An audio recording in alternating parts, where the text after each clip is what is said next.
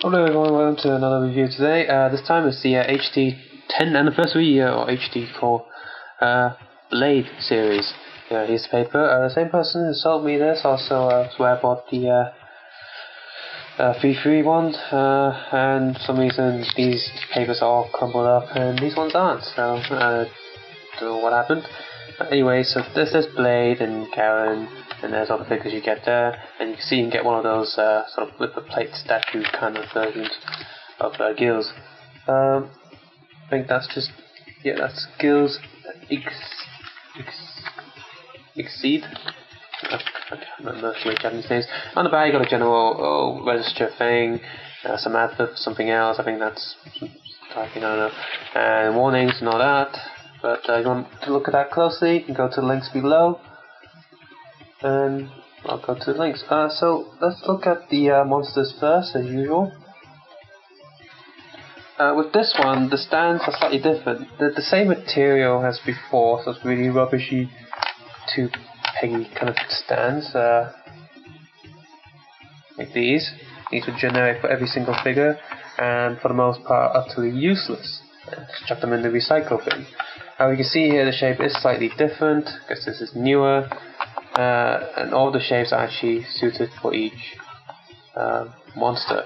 Kinda. It's like they improved it a tiny bit, but look, it just falls over again, and that's just utterly stupid and just a bit sad. Assemble wise, these things all assemble really fine, and there's a lot of texture going on with the molding. If you look at the little sheet of paper, you notice that he's not actually holding this like that, he's actually holding it like this. But there is a peg goes through here, and on the picture this goes through his hand, but there is no hole in his hand, so this can only go so far. So the picture and the figure has some slight variations. I don't know where this is from, I don't know who he is. If you know, please tell me. I don't know which series he's from, because I haven't seen him yet. Oh, he's from the first Kamen Rider, but that's weird if he's a shocker. Why doesn't he have a belt? I don't know. But yeah, for the most part he can stand, it's just... At least he's not falling over, but a little jittery and he falls over. You can turn his head kinda, but it shows the crack of the molding in two pieces. It doesn't align when you turn it, and yeah, not much movability here. He's just he looks like a plant bug with his head chopped off. He's got a little red thing on the top like a volcano.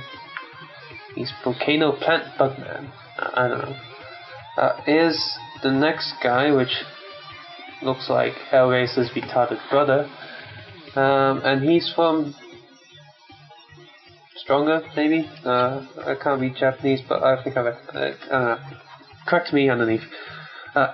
He looks, apart from his head looks retarded, he looks good for the most part. The paint is right, everything's right. His hands can turn. He's like dancing. Oh, he's doing a King Kongy kind of thing, like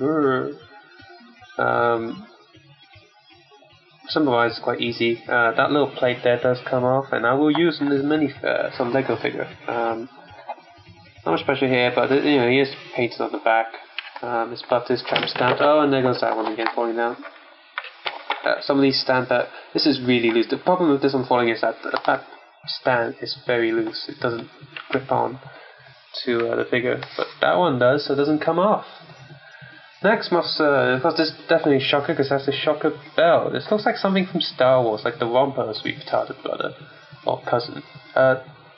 His two giant teeth does come off as an assembly kind of thing, and his hands can turn a little bit. Well, his right hand can turn. For his left hand, it's a bit, and I'll push it in, but it's still, you can still see the joint quite easily. The molding is good. The hair is very hair-like. Not much painting on the back, apart from single color.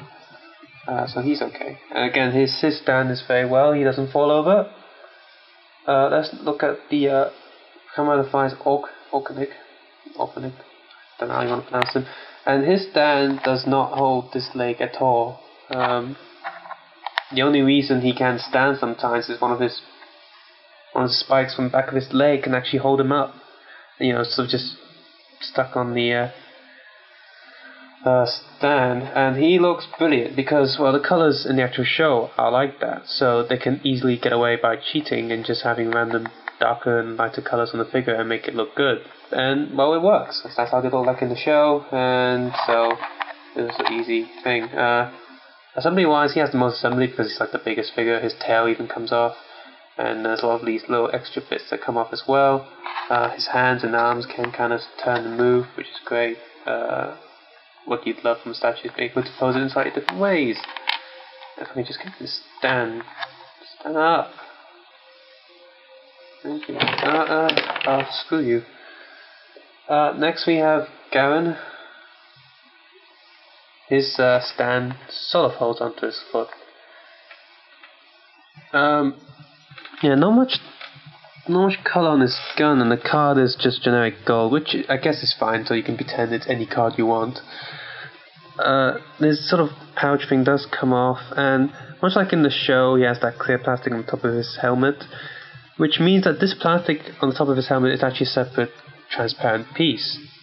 Now, in theory, that's good, but if you collect a lot of these cheaper figures, you will notice that having clear plastic and not the highest quality paint means sometimes you can see through the silver. So get yourself a Gundam marker pen or any silver marker pen that looks just like that silver, and just draw over the edges a little bit so that the solid parts don't look transparent. The other side of the card is just red plastic, so you might want to change that a little bit. Nothing special on his back. His head can turn, but he's always going to be in this sort of sad pose where it says just looking down like because if I remember correctly, there was a stage in the series where he was depressed, so yeah, he's just come on, stand up. I know you want to die, but die later. His arm can move, which is good, so he can be like shoot upwards, or or do the hibiki thing where it says Johnny, or whatever. Nothing's just come off his sheet. Can you stand while I finish this video? Can you stand without the stand? Nope, you need to stand. Finally, we have Blade in its normal form. Again, the top of his helmet is a transparent plastic, and the middle bit is not molded that directly at the center. Here's the thing, with Blade's helmet, all the detail is molded underneath the transparent plastic, so depending on what angle you're looking at him, it's going to look a bit weird. They did paint the red on the transparent plastic, but neglected to use transparent red paint, so technically you could rub off the red paint on his eyes, and then use transparent paint and make it look like a compound effect. But it's not worth it. Again, this card is just a single color and silver on the other side. The weapon again is not really that detailedly colored. I mean, the molding is always there, just color to yourself. He can turn his arms like Kamen, but there's not much point, I guess. There's not much to do with him. Now, of course, finally we have Kamen Rider Girls Exceed form in its sort of a statue version. If you looked at my 30th and 20th anniversary ones, you can see this fits perfectly because this is his sort of ultimate and final form. In terms of paint jobs, he's good. Molding, he's good because, let's face it, he didn't have too much detail, much like Cougar and stuff. Basic articulation of the arms, rotation of the head, and not his torso, not picking like that. These things are on the sort of round joints so they can move. And yeah, they're actually about the right size for a Lego figure to host if I can use those for my Lego figures. He's good. All the plastic is soft enough, rubbery enough so they don't snap, so you're not afraid to, See, I'm bending these, they won't break. These as well. No, I'm not scared of breaking them. However, the shiny plastic, for some reason, the ones on the main body don't seem too much, but the red paint on these two pieces here feel very sticky. So that's something to be aware about. Sticky paint. The red is kind of sticky on the rest of the body, but not as much. Not so much here, but it feels a little bit sticky on the back as well. Maybe because it's a shiny paint. Shiny paints are sticky. Only because, much like all the other figures with little squares down like that, you know, it has pegs on the holes on the foot, under the foot, so they peg on stuff. So actually they would probably peg on a lot of USA action figure toys and so on. So you can have your epic crossover battle with, well, limited poses. So yeah, that's them. I will be turning all of them into Lego figures soon, because I don't have any of these characters in Lego yet.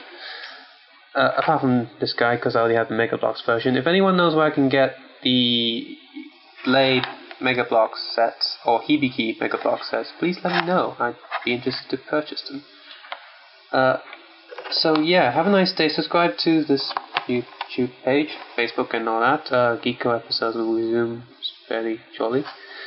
And well, have a nice day and all that. Thank you. Bye. Oh, Facebook, eBay and all that.